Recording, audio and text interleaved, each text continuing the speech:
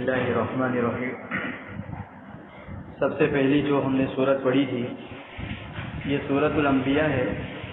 انبیاء یہ نبی کا بہووچن ہے۔ اس سورت کے اندر اللہ تبارک و تعالیٰ نے بہت سارے نبیوں کی تکلیفوں کو بیان کیا، اور تکلیفوں کے ساتھ ساتھ اللہ تبارک و تعالیٰ نے نبیوں کا ایک خاص وصف، ان کی ایک خاص عادت کو بھی ذکر کیا۔ اللہ تبارک و تعالیٰ اس سورت کے اندر ہر نبی کو بیان کرتے ہیں، اور نبی کو بیان کرنے کے بعد ان کی تکلیف کو بیان کیا، اور اس تکلیف میں انہوں نے اللہ تبارک و تعالیٰ سے کس طرح دعا کی اس کو اللہ تبارک و تعالیٰ نے بیان کیا۔ آج ہمارے لیے کتنی بڑی کوتاہی اور کمزوری کی بات ہے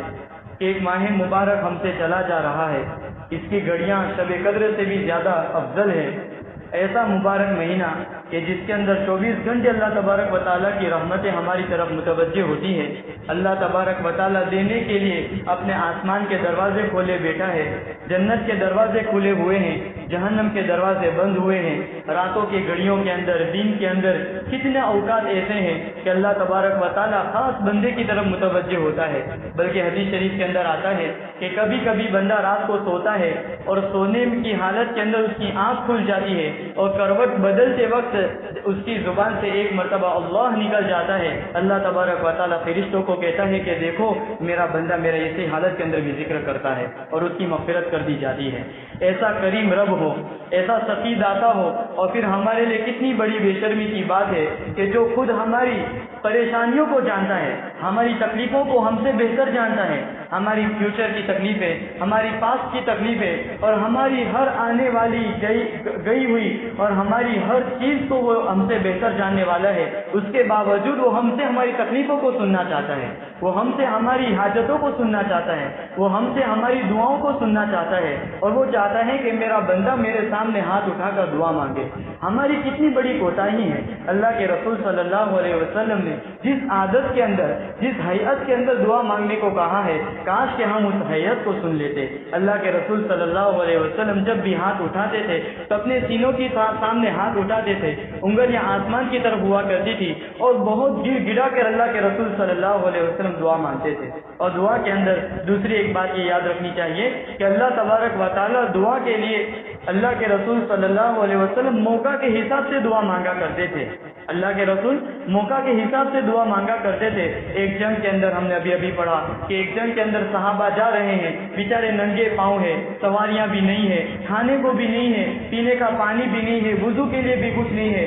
ایسی حالت کے اندر اللہ کے رسول صلی اللہ علیہ وسلم کو جب صحابہ کی تکلیف کا اندازہ ہوا تو اللہ کے رسول ہاتھ اٹھا کر دعا مانگتے ہیں، یا اللہ میرے صحابہ ننگے پاؤں ہیں، ان کو تو سواری عطا فرما، یا اللہ میرے صحابہ ننگے بدن ہیں تو ان کو کپڑا عطا فرما، یا اللہ میرے صحابہ بیچارے ہیں تو ان کو دنیا کے اندر عزت اور کامیابی عطا فرما۔ آج ہم دعا مانگتے ہیں تو گویا کہ ایک پورا لسٹ اللہ تبارک و تعالیٰ کے سپرد کر دیتے ہیں، لمبا چوڑا لسٹ اللہ کو دے دیتے ہیں کہ اللہ یہ بھی چاہیے، اللہ یہ بھی چاہیے، یہ بھی چاہیے۔ یہ جیسے کرانے کی دکان کے اوپر ہم جاتے ہیں لسٹ لے کر، تو کرانے والا لسٹ کو دیکھتا ہے اوپر سے نیچے تک، اور پھر دیکھتا ہے کہ بہت ساری چیز ہے تو کیا کرتا ہے، کہتا ہے جاؤ بازار گھوم کے آؤ۔ ایسا کہتا ہے کہ نہیں کہتا؟ وہ کہتا ہے بازار گھوم کے آؤ، پھر آنا ہم نکال کے دیں گے۔ تو اللہ تبارک و تعالیٰ کو ہم موقع کے حساب سے دعا مانگے، ابھی مجھے کیا ضرورت ہے، ابھی سب سے زیادہ رمضان کے مہینے کے اندر میری ضرورت ہے کہ اللہ تو میری مغفرت کر دے، یا اللہ تو مجھے جنت عطا کر دے، یا اللہ جہنم بڑی سخت ہے، یا اللہ تو جہنم سے میری حفاظت فرما دینا۔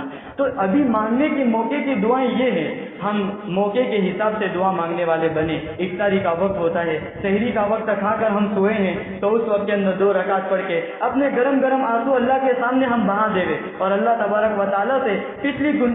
جو زندگی ہے اس سے توبہ کر کے آنے والی زندگی کو بہتر، کہ ہمارا آنے والا اللہ کے ہاتھ میں، ہمارا جو گزر گیا وہ بھی اللہ کے ہاتھ میں، بس ہم اللہ تبارک و تعالیٰ کو کہیں کہ اللہ عزت والی زندگی ہمیں عطا فرما، اور اللہ تبارک و تعالیٰ سے ایسے اوقات کے اندر کہ اللہ کے رسول صلی اللہ علیہ وسلم نے کیسے کیسی دعائیں ہم کو بتائی ہیں کہ سحری کے وقت میں دعائیں قبول ہوتی ہے، افطاری کے وقت میں دعائیں قبول ہوتی ہے۔ ایسے وقت کے اندر ہم بیچارے کھانے کی طرف متوجہ ہو جائے، ہم شربت کی طرف متوجہ ہو جائے، اور پھر اس سے ہمارے سامنے اعلان کر رہے ہو کہ بندے مانگ لو، بندے مانگ لو، یہ مانگنے کا وقت ہے۔ تو اللہ اللہ تبارک و تعالیٰ سے مانگنے کی بھی توفیق مانگے، اللہ تبارک و تعالیٰ سے مانگنے کی بھی توفیق مانگے کہ اللہ تیرا جو وقت ہو، جس وقت کے اندر تو میری طرف متوجہ ہو، اس وقت مجھے اپنے سے مانگنے کی توفیق عطا فرما۔ حضرت لقمان علیہ السلام نے اپنے بیٹے کو ایک مرتبہ نصیحت کرتے ہوئے یہ فرمایا تھا کہ بیٹا ربی فرلی کثرت سے پڑھا کرنا، بیٹا ربی فرلی کثرت سے پڑھا کرنا۔ معلوم نہیں کہ دنیا کے اندر،